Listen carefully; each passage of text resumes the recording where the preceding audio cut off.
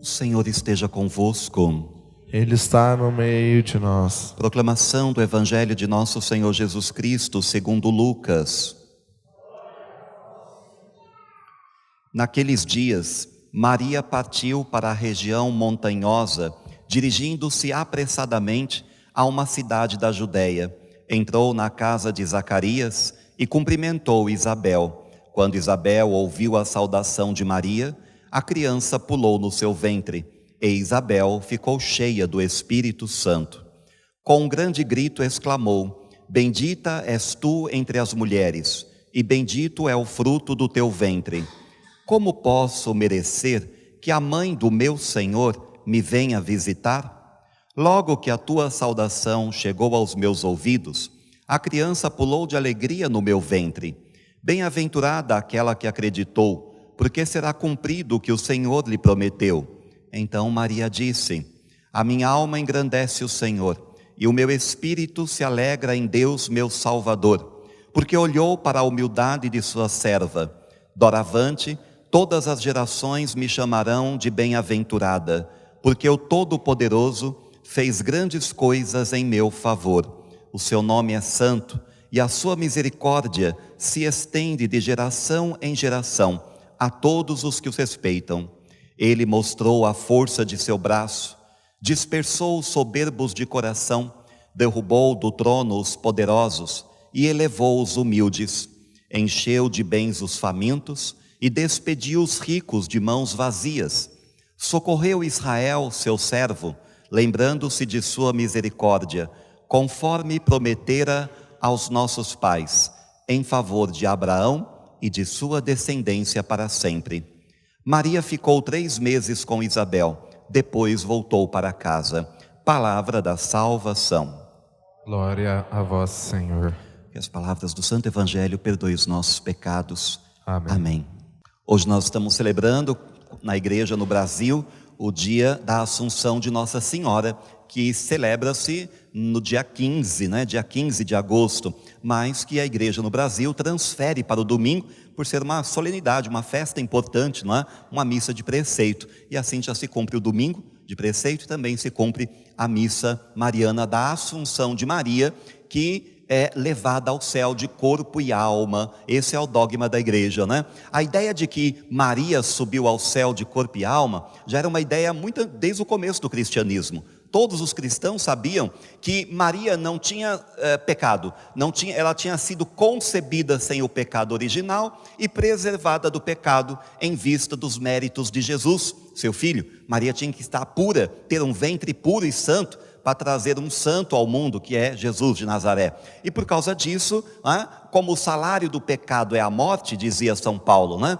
salário do pecado é a morte, Maria não tem pecado, e a igreja dizia: não tem por que Maria morrer então. Ela passou apenas por uma dormição.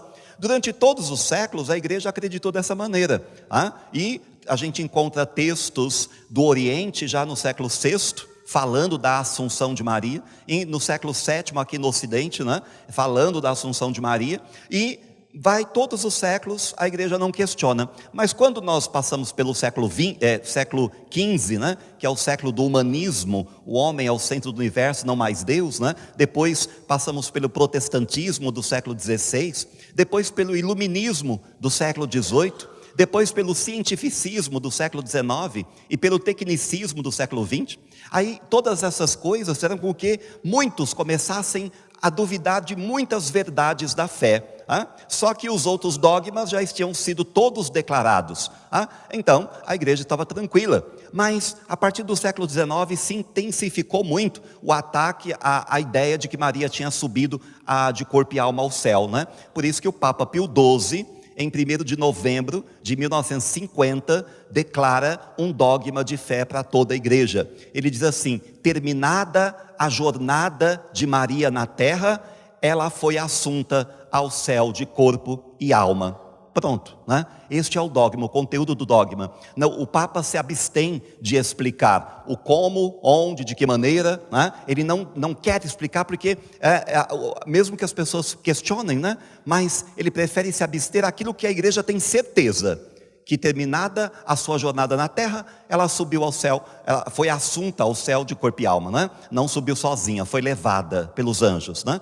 Porque Jesus, nós celebramos a ascensão do Senhor, porque Ele sobe sozinho ao céu, porque Ele é Deus. Maria foi assunta ao céu, porque é filha de Deus e mãe de Deus Filho, né? Então nós celebramos essa festa uma vez por ano, para lembrar a fé católica, para lembrar que todos nós estamos também destinados a ter um lugar no céu, né? Olhar para o alto, como diz a oração de hoje, né? Olhar para o alto e ter esperança, esperança de um dia se cumprir aquilo que Jesus falou: eu vou para um lugar e vou preparar um lugar para vocês, para que onde eu esteja, vocês também possam estar, né? Jesus tinha feito essa promessa e em quem se cumpriu primeiro? Em Maria, né? Depois Paulo nos ensina que ninguém subiu ao céu, senão aquele que desceu do céu. Portanto, antes de Jesus, não havia ninguém no céu. Mas Ele inaugura, Ele abre as portas. E depois, a sua mãe, que é puríssima. Alguns padres da igreja, aqueles que viveram até o século VI no Oriente e até o século VIII no Ocidente, né? Eles diziam que talvez tenha uma terceira pessoa no céu em corpo e alma, né? Quem será? Né? Terceira pessoa, né? São José. Alguns diziam que José não foi concebido sem pecado, né? A igreja não ensinou isso, né? Ele foi concebido com pecado, mas Deus o teria purificado no ventre da mãe dele, em vista de ele ser chamado de pai pelo Filho de Deus, né? E também teria purificado em vista de ele ser chamado do esposo da Virgem Maria. Tinha que ter uma dignidade, uma santidade especial. Por isso ele é o homem escolhido entre todos os homens do mundo, de qualquer época e lugar, para assumir o papel de pai do Filho de Deus, né? Mas isso não é dogma da igreja. O dogma da igreja é que tem duas pessoas no céu de corpo e alma. Quem são? Jesus de Nazaré e Maria Santíssima. E aí a gente fica assim, mas e os outros santos, né? Ontem me perguntaram, né? E os outros santos, como é que estão? Não estão no céu, não? Claro que estão nos céus, né? Claro que estão, mas eles estão em alma, né? Como é que está Santa Rita? Alma. Como é que está São Francisco? Como é que está Santa Bernadette? Como é que eles estão? Em alma. A igreja nos diz que há dois julgamentos, um particular e um julgamento coletivo, o juízo final, né? Ela diz que quando nós morremos, nós passamos imediatamente por esse julgamento e a alma tem três destinos, já que o corpo tem um só, a sepultura, né? A alma pode ter três destinos possíveis, que é ou o céu direto, né, para os bem-aventurados, para aqueles que souberam cumprir aquilo que Jesus falou para aquele rapaz que pergunta, né? Senhor, o que posso fazer para alcançar a vida eterna? Jesus ensina o que para ele? Vá e cumpra os mandamentos, né? Quais são? Ele diz, honrar o teu pai e tua mãe, depois dos três primeiros, evidentemente, né? Amar a Deus sobre todas as coisas, não chamar o seu nome em vão, guardar domingos e dias santos. Depois honra teu pai e tua mãe, não matar, não pecar contra a castidade, ou não cometer adultério, não furtar, não levantar falso testemunho, não desejar a mulher do próximo e não cobiçar as coisas alheias. Aí ele diz, mas isso eu já cumpri, né? Jesus diz para ele, então vai, vende tudo que você tem e dá o dinheiro para os pobres, né? Para você atingir a perfeição cristã. Mas, de qualquer modo, então, cumprindo os mandamentos, Jesus indica a ele que poderá chegar à salvação eterna. E aí, o que a gente percebe em tudo aquilo que a igreja ensina é que depois do julgamento nós temos esses três destinos possíveis, né? Ou o céu, ou o purgatório, onde se paga pelas penas temporais, ou seja, pelas consequências do pecado que não foram pagos aqui ainda, né? E que terá que ser paga depois no purgatório, o sofrimento do purgatório. E depois também, ou pode ser que a alma possa ser condenada diretamente para o inferno, para a tortura eterna. Mas veja que o homem não é só alma, né? O homem é corpo e alma. Corpo e alma. Então, só é completo se tiver corpo e alma. A igreja diz então que na ressurreição dos mortos, por isso nós dizemos no credo, né? Creio na ressurreição da carne. Então, quando houver o julgamento, o juízo final, os corpos ressuscitarão. Segundo São Paulo, corpos gloriosos, e serão devolvidos às suas almas, de modo que estarão unidos novamente. Aquela alma que já estava feliz no céu, pela visão beatífica, mas ainda incompleta porque faltava o corpo, agora recebe o corpo e atinge a plenitude da felicidade. Aquela alma que estava condenada no inferno, já sofrendo todos os tormentos, agora recebe também o corpo, para sofrer também no corpo, né, eternamente na condenação. E aí, então, é assim que a igreja nos ensina. Mas há muitos teólogos, né, que dizem coisas diversas, né? Dizem que, eu tinha um professor, né, que dizia assim, um professor lá na faculdade de teologia, dizia assim, olha, imagina, quando a gente morre, já ressuscita, já ganha o corpo glorioso todo mundo, já vai todo mundo para o céu. E um dia eu perguntei para ele, então por que a igreja decretou um dogma de assunção de Maria, se todo mundo já está de corpo e alma no céu? Não tem porquê. Maria também está, evidente, né? Se todo mundo está, ela vai estar, né? Mas a igreja fez questão de destacar a assunção de Maria, para que a esperança do cristão fosse sempre acesa de olhar e de buscar as coisas do alto. Hoje, o livro do Apocalipse diz para nós assim, abriu-se no templo de Deus que está no céu e apareceu no templo a Arca da Aliança. De que Arca da Aliança o texto está falando, né? A gente lembra que no Antigo Testamento, a Arca da Aliança era guardada no templo assim, né, chamado Santíssimo. Só que eles não tinham um superlativo na língua hebraica, né? Então, para dizer santíssimo, eles diziam santo, santo, santo.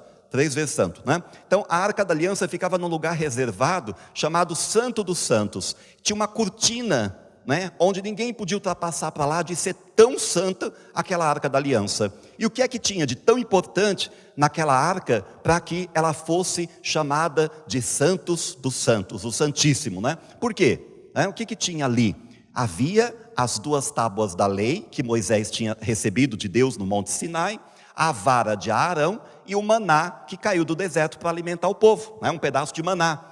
Ora, isso era tão sagrado, porque era uma manifestação visível da presença de Deus no mundo, que então só o sacerdote entrava naquela cortina uma vez por ano, para oferecer o sacrifício do incenso, para incensar a Arca da Aliança, né? Ora, agora ele está dizendo que abriu no céu um novo templo, e nesse templo tem uma arca da aliança, né? E logo em seguida ele diz, então apareceu no céu uma mulher, um grande sinal, uma mulher vestida de sol, com a lua debaixo dos pés, e uma coroa de 12 estrelas na cabeça, né?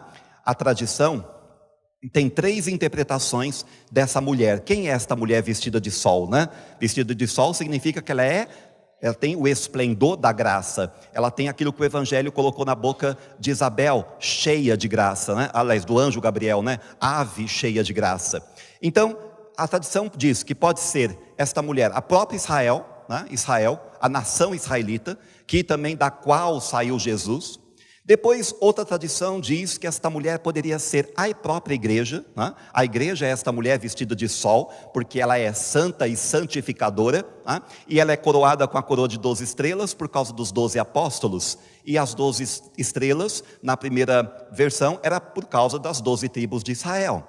Mas agora, né, nós olhamos para esse texto colocado no dia da Assunção de Maria, e nós vamos dizer que essa mulher é quem, né? Obviamente, Nossa Senhora. Essa é a terceira tradição que explica o texto de Apocalipse, né? A mulher vestida de sol, portanto, é Nossa Senhora, vestida da plenitude da graça de Deus, como disse o anjo Gabriel, ave cheia de graça. Ela tem debaixo dos pés a lua, já que para os hebreus, para os judeus antigos, a lua representava as trevas, a escuridão, coisas do mal, portanto, né? Então Maria está pisando no mal. E na cabeça uma coroa, para dizer que ela é rainha do mundo, rainha das 12 tribos de Israel, mas também dos 12 apóstolos e de todos aqueles que seguirem a doutrina dos apóstolos, né? E mais ainda, além de ser o número 12, o número de totalidade, para indicar que ela é mãe de todos os homens. Por isso que tem um título de Maria, né? Maria, mãe dos homens. Por quê? Ela é mãe da humanidade inteira, até daqueles que a rejeitam, né? Até daqueles que ignoram Maria, que xingam Maria, que falam mal de Maria, que comparam Maria com as coisas mais absurdas, né? Outro dia tinha um pastor comparando Nossa Senhora com a Coca-Cola, não foi? Com a Coca-Cola, comparando Maria com Coca-Cola, com não sei o quê, né? Um absurdo. Depois ele levou também um monte de chamada lá na internet, né? A igreja não vai entrar com processo porque não vai ficar dando corda para essas pessoas falarem mais, né? Mas eu pergunto assim, será que ele gostaria que a mãe dele fosse comparada, né, com a Coca-Cola, que a mãe dele fosse comparada, né, com o demônio, como eles fazem, né? Então hoje, Maria, aparece um sinal, essa mulher vestida de sol, e dela nasce um filho homem. com um cetro de ferro destinado a governar todas as nações.